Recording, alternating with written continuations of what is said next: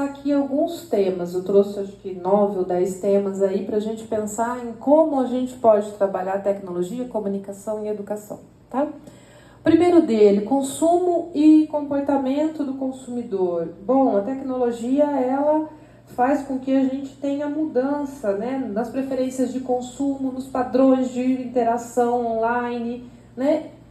E aí, quais seriam possibilidades, né, dentro desse tópico? Entender o cenário atual do mercado. Então, pesquisas que possam olhar para esse cenário, para ver o quanto tem um mercado mais relevante ou um mercado mais marginalizado, por exemplo. Identificar tendências de emergência, então, ou emergentes, como a adoção de novas plataformas de mídia social, crescimento de comércio eletrônico, mudança nas preferências de consumo devido a esses avanços tecnológicos. Personalização e segmentação de mercado seria uma outra possibilidade. Então, compreender como os dados podem ser utilizados e personalizados para ofertar e para segmentar o mercado, né? Então, aí, campanhas de marketing, por exemplo, ou satisfação do cliente, tá? Também está muito ligado, a gente vê muito isso nas mídias sociais hoje. Aprimoramento de experiência do cliente, então, investigar como as plataformas influenciam na jornada do cliente. Isso pensando, por exemplo, para quem vai trabalhar mais com publicidade, ou quem vai trabalhar mais com marketing, ou para quem vai trabalhar com educação, olhar para as plataformas, olhar o cliente, então, como sendo seu aluno, e olhar, né, como é que isso pode ser feito. Adaptação de estratégias de marketing, então, marketing digital muito forte. Hoje é impossível você pegar o aluno de jornalismo quando vai fazer estágio e ele não está numa agência de marketing, por exemplo, fazendo marketing digital, né, ou mídias sociais. Isso é muito comum. Então, por quê? Acho que tem muitos porquês aí que a gente dá para explicar. Né? A formação é boa, né? O menino entende de muitas linguagens, muitos formatos ao mesmo tempo, consegue dar conta do conteúdo, mas também tem uma coisa de subemprego, né? Então, é um problema que eu enxergo como um problema. Enfim, eu fico muito brava, assim, olha, jornalista não é produtor de conteúdo, jornalista é jornalista, né? E aí a gente tem que lembrar, né, da questão, né, da precarização da profissão, né? Sou meia crítica em relação a isso, gente, desculpa, né? Quando a gente fala, por exemplo, de Big Data, né, exploração desses potenciais, desses enormes volumes de dados, como é que a gente pode fazer isso? Identificando, por exemplo, padrões e tendências, né? Esses volumes de dados, eles podem, através de análise de dados, pesquisadores podem identificar os padrões e tendências, pode orientar estratégias de negócio, tomada de decisão, previsão futura. Dá para fazer muita coisa quando a gente olha para esses volumes de dados.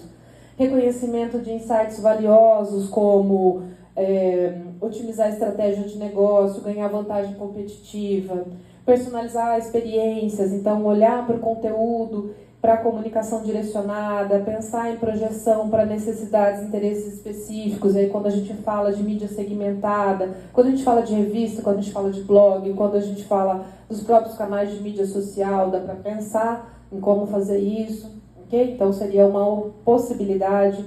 Melhoria de eficiência operacional, então identificar, né, desperdício ou ineficiência para prever demandas futuras. Então, a gente pode olhar até para a área do agronegócio, por exemplo, usando muitos volumes de dados. A gente tem, né, eu tenho colegas na Unesp de Tupã que estão fazendo isso, estão usando esses volumes de dados para ajudar os agricultores, principalmente os agricultores de pequeno porte, para trabalhar com isso. Então, tem muita possibilidade. Pensa isso levando para a comunicação, levando para a educação, né? Tem como. Inovação e desenvolvimento de produtos, então analisar necessidades desses pesquisadores, dos consumidores, para olhar a lacuna de mercado, pensar em produtos inovadores que possam atender demanda de mercado, enfim. A gente pode personalizar a experiência, melhorar a eficiência operacional, impulsionar a inovação, muita coisa quando a gente olha, por exemplo, o Big Data, né? Realidade virtual e realidade aumentada. Vocês conseguem enxergar isso na área da educação e na área da comunicação? Muito, né? Então, desenvolvimento de narrativa e conteúdo imersivo.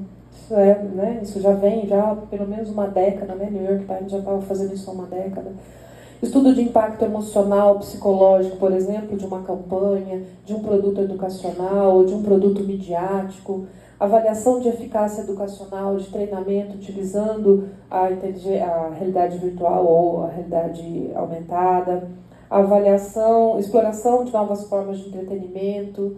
Então, como é que a gente pode estimular o entretenimento para quem trabalha com produtos específicos, documentários, produtos audiovisuais de um modo geral, né? Poderia explorar, né, trazer mais imersividade para quem trabalha com game, para quem trabalha com gamificação, né? Tem tanta possibilidade quando a gente olha dentro da realidade virtual e da realidade aumentada. Investigação sobre a colaboração e comunicação em ambientes virtuais, né?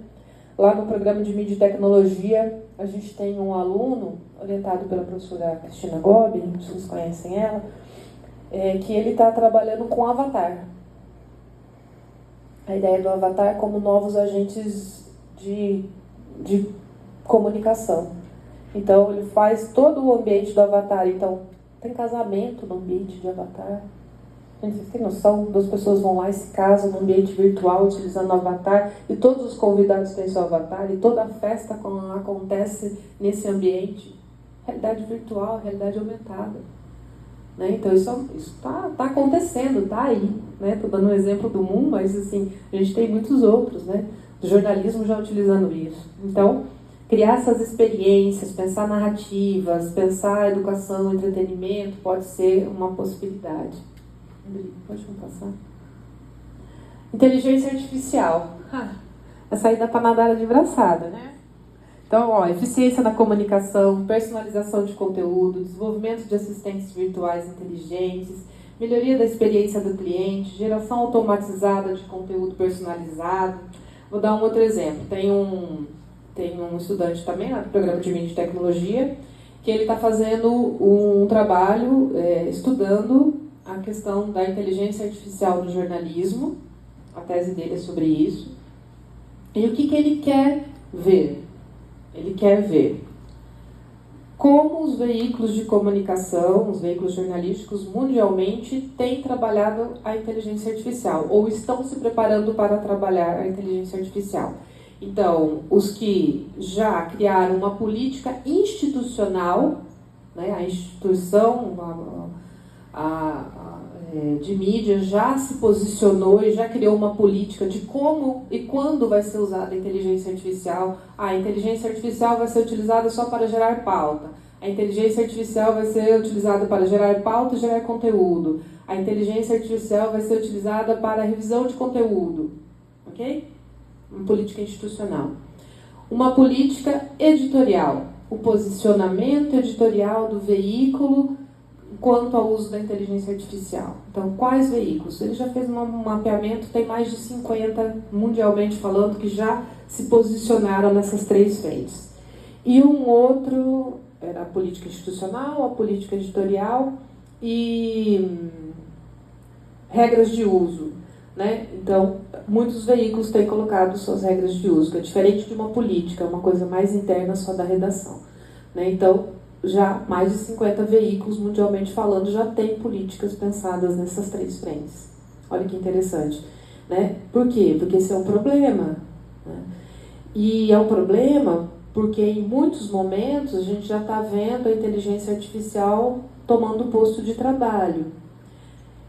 Até há pouco tempo, os veículos não estavam se importando muito em relação a essa mudança aí no mundo do trabalho. Mas agora, isso está ameaçando a sobrevivência desses veículos. Então,